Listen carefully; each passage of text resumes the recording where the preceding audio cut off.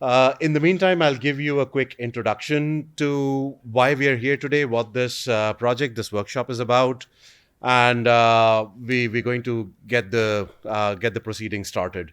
So this workshop is a part of this project that has this very long name and has the three of us as co-PIs working from IIT Delhi. We are very grateful to GIZ for funding this project. GIZ is a German government organization.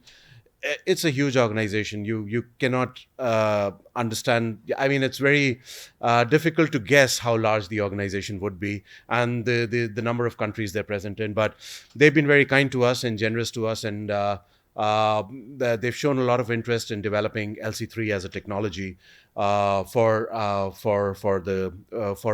low carbon future of the cement industry and the construction industry in India. I want to start by telling all of those who think that cement and concrete are a problem that cement and concrete are excellent materials.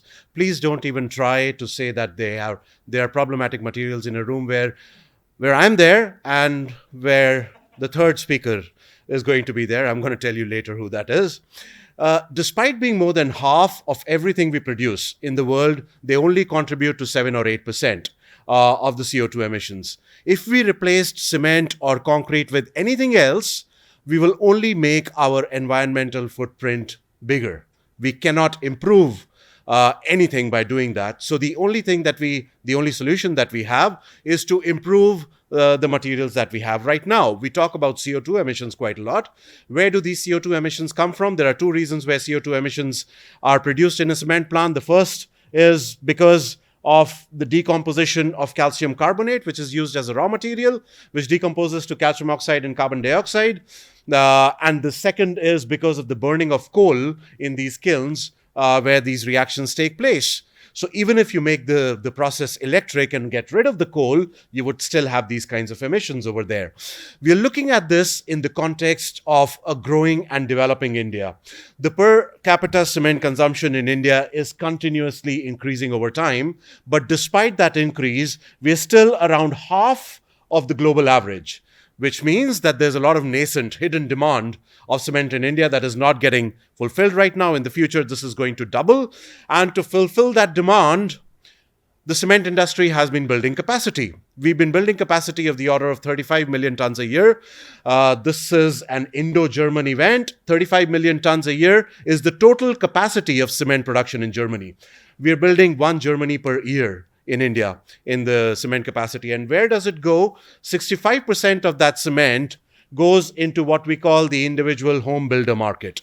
The individuals and the people in India directly buy bags of cement and they use them to build their houses. That's what they do, which is why cement is the most advertised commodity in India. And that's why when you land at an airport, you see Amitabh Bachchan selling one brand of cement, and below that, Rohit Sharma selling another brand of cement. And you've heard about that series called Mirzapur on Amazon Prime. This is a police booth in Mirzapur, which is apparently sponsored by a third brand of cement. And of course, fourth and fifth brands of cements on those IPL jerseys. Of course, cricket is a religion, but even our regular religion is not much behind. You see Hanumanji apparently endorsing another brand of cement over there. And it's a big consumer commodity, which is why it is sold in advertising so much. Now, if you want to go to net zero in cement production, it's not that easy. It's going to be difficult. And a lot of that CO2 emission will have to be almost shoved under the carpet, which is technically called CCUS, carbon capture, utilization, and storage, where you essentially take the carbon dioxide and actually shove it not under the carpet, but into the earth. But that is going to raise the cost of cement production 3 to 4 times. I do not think Hanumanji is going to endorse the cement anymore if it becomes 3 to 4 times more expensive. What I mean to say is it's going to become very expensive for the regular people to carry out the construction the way they want to, and which is going to make it difficult for them to use cement, which is where LC3 comes in. The idea of LC3 is that we can reduce our dependence on carbon capture, utilization, and storage, Clinker is the part in the cement that produces the most amount of CO2 during its production. We try to reduce this clinker content. This is what we do in the PPC that's available in the Indian market right now. But in LC3, what we do is we reduce that clinker content to 50% at the moment, but hopefully down to 30, 35% in the near future, which is one of the objectives of the cement. We add calcined clay, which uses much less amount of coal compared to clinker, and releases no CO2 in the process, which means 75% lower CO2 emissions compared to clinker in the calcination of clay. And we add limestone in there that has almost zero CO2 emissions when it's added to clinker.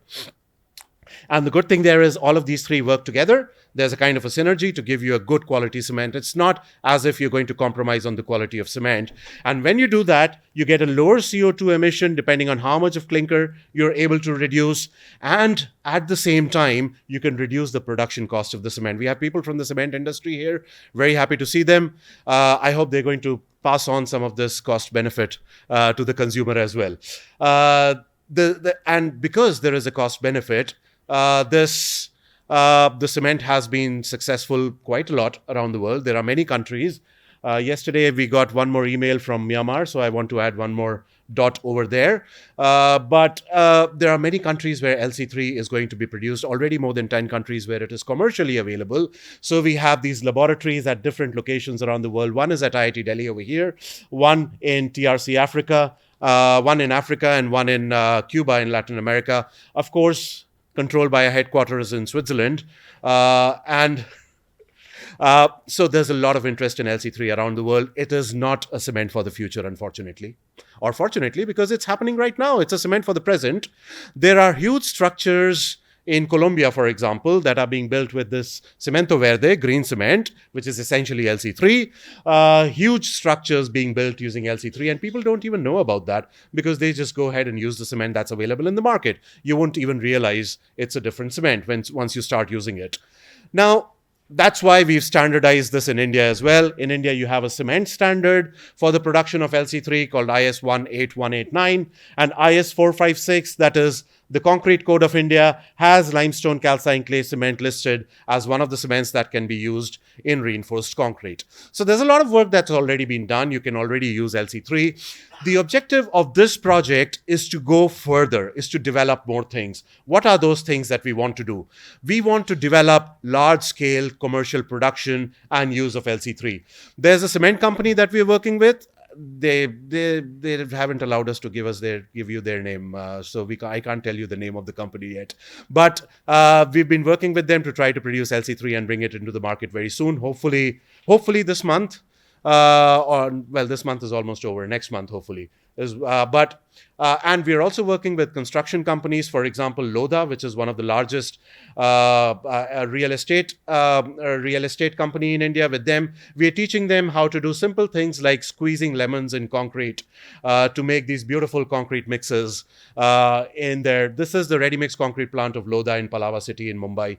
And you can see we've been providing all kinds of support to people to start using LC3 on their side.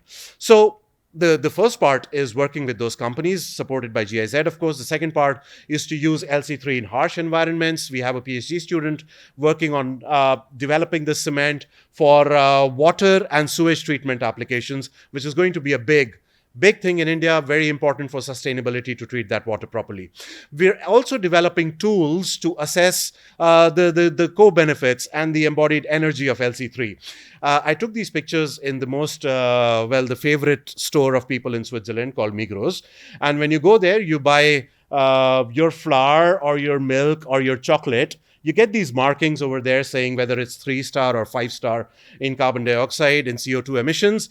Even if you buy toilet paper, even that contains markings saying whether it's a 3-star or a 5-star toilet paper.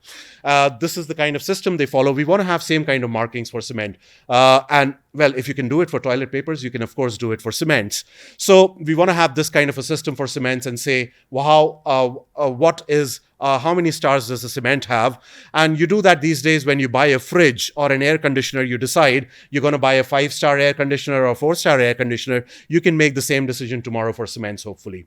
We're also developing solar technology, which is going to be one of the things that we'll talk about today. We're trying to work on solar technology, which will help in calcining the clays to further reduce or completely get rid of even that 25% CO2 emission that's happening. So that'll help us bringing down the CO2 emissions even down to 40% of what it is right now in cement production, if we are successful in doing all of these things.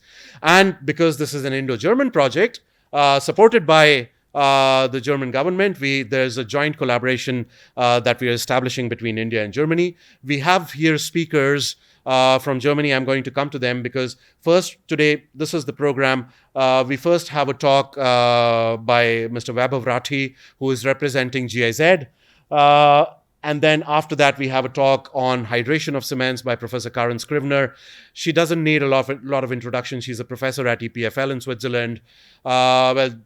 Fortunately or unfortunately, she was my PhD supervisor, so I've been working with her for more than 20 years, and she is the inventor of LC3, so you better listen to her because the whole cement world and the concrete world listens to her. After that, we've got Professor Thomas Machai from RWTH Aachen. He is also a long-time collaborator. He is also working on calcine clays with us for several years. He has experience from the industry, has worked in Holcim earlier, has his PhD. This is what happens when we use too much technology. Oh, it's back. They've used too much technology to connect a projector with a computer. He's been working in cements for a long time. He was working in Holcim earlier. And we have somebody, we're trying to build a new relationship, a new synergy over here. We have somebody from DLR in the German Aerospace Center in Germany here, Dr. Andriy Chalitko, and he's going to talk about the solar technology and how we could use solar technology for the production of cements. So I'm not going to take a lot more of your time.